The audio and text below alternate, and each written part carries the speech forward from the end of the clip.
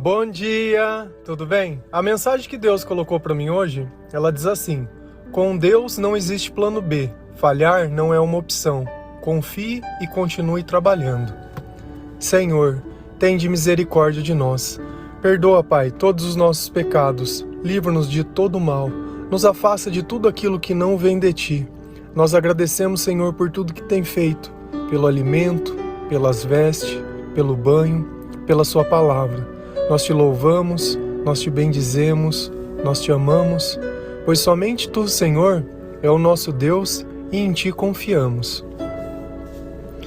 Às vezes, quando a gente vai fazer alguma coisa, nós geralmente criamos vários planos. Plano A, plano B, plano C. Por quê? Porque se algum desses planos acabar falhando, a gente assume o outro. Só que será que com Deus Ele tem múltiplos planos? Será que no fim alguma coisa pode dar errado com Deus? Ou será que o plano que de repente o A não era o que Deus escolheu e sim o B? No fim, o que acaba acontecendo não é que nós temos diversos planos. No fim, o que acontece é que só funciona o plano que Deus escolheu. Lá em Provérbios 21, versículo 30, a palavra de Deus ela diz assim: não há sabedoria alguma, nem discernimento algum, nem plano algum que possa opor-se ao Senhor. Então, nenhum dos planos que nós fizermos, ele vai poder ser oposto àquilo que Deus determinou. Então, o que isso quer dizer? Que realmente só existe um plano. E nos planos de Deus, falhar não é uma opção. Eu estou lendo lá Deuteronômio, e quando eles estão para conquistar a terra prometida, tem uma raça de gigantes que vive lá. E o povo morria de medo deles, pelo tamanho, pela força. Por quê? Porque eles não eram guerreiros. Você imagina, eles eram um povo que tinha sido escravo a vida inteira, não era um povo que treinou ser um guerreiro, não era um povo que treinou ser nada. Fazia muito tempo que eles estavam caminhando no deserto, então não tinha uma casa, não tinha um lugar, não tinha nada.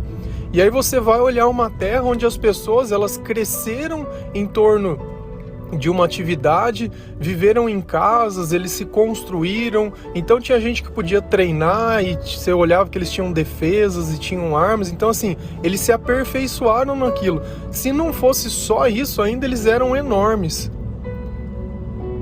Então quando a gente começa a notar que ainda assim Deus falou, olha, essa terra vai ser de vocês, ainda que você olhe em você e não veja capacidade, ainda que você olhe em você e acha que aquilo é impossível, deixa comigo. Quem está planejando aqui é Deus, não é você. Então é justamente esse é o ponto. Nós não temos a opção de falhar, nós não temos a opção de escolher outro plano. O que acontece é que talvez quando nós levamos em conta para fazer um planejamento, nós não olhamos aquilo que Deus quer, simplesmente olhamos o que nós queremos.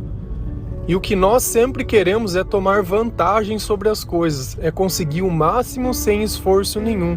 Nós queremos muitas vezes receber sem trabalhar, sem merecer e sem nada. Nós não levamos em conta o tempo que as coisas demoram para se desenvolver.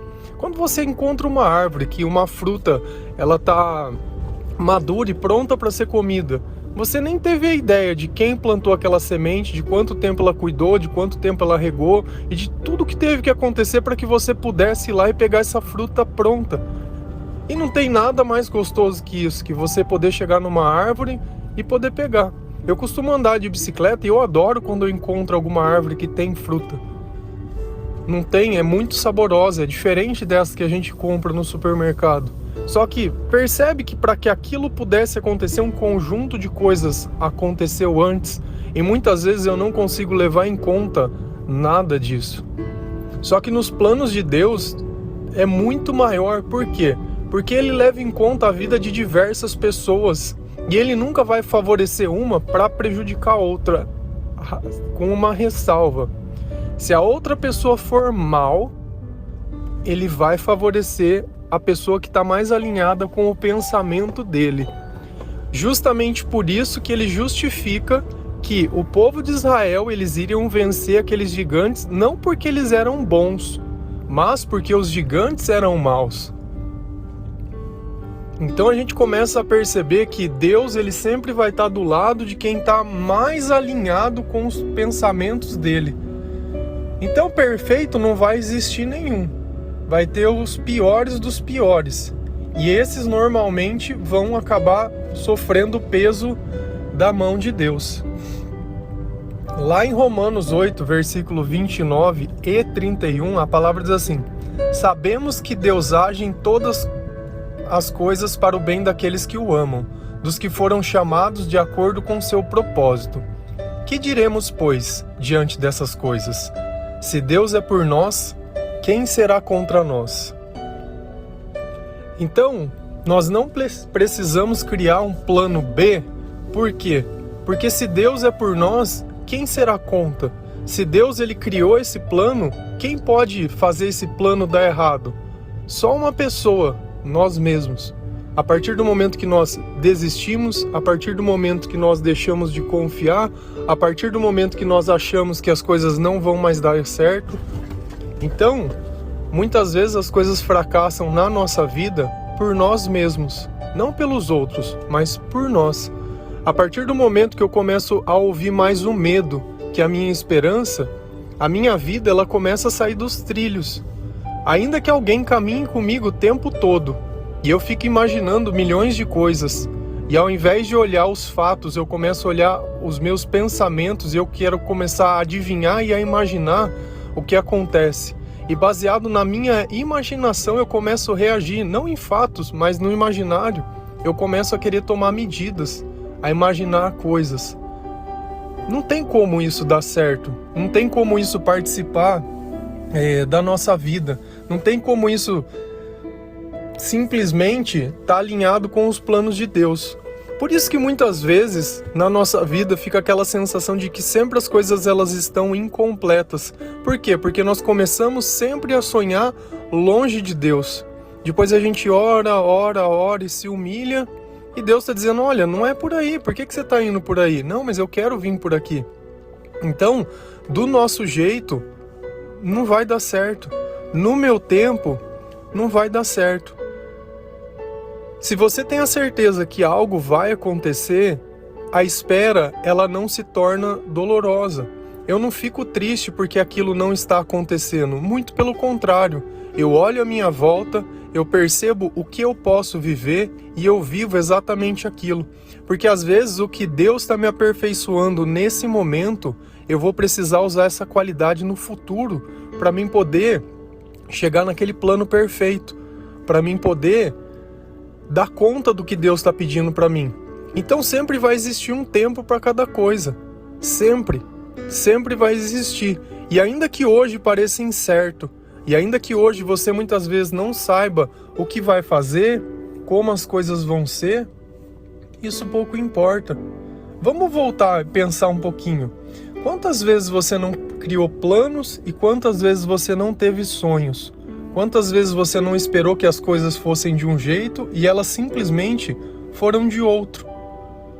Então a gente nota que por mais que a gente deposite a nossa esperança naquilo que a gente imagina, isso não quer dizer que o que nós imaginamos vá acontecer ou certamente que aquilo vai dar certo.